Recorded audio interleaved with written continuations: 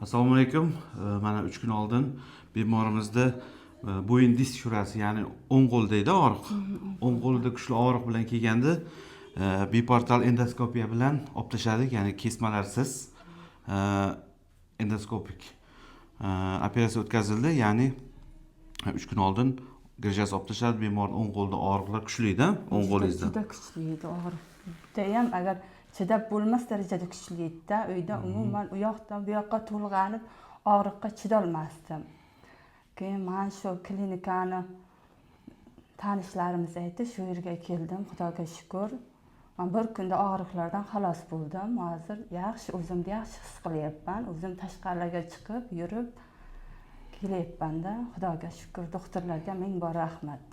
O'ng qo'lda og'riqlar ketdi. Yaxshi, qo'llarim yaxshi harakat qiladi.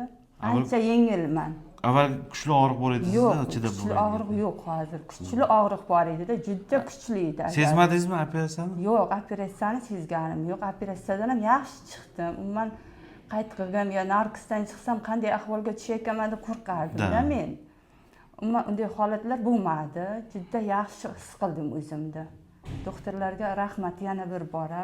Qo'llaringiz dard ko'rmasin. Salomat bo'ling. Rahmat sizlarga. Yaxshi bo'lib keting. Xudo xohlasa endi qolgan reabilitatsiyalarni o'taysiz. Xudo xohlasa ko'rmaganday bo'lib keting. Salomat bo'ling. Sizlarga ham rahmat.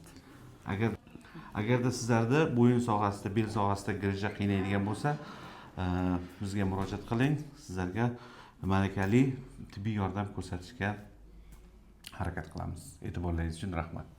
Rahmat.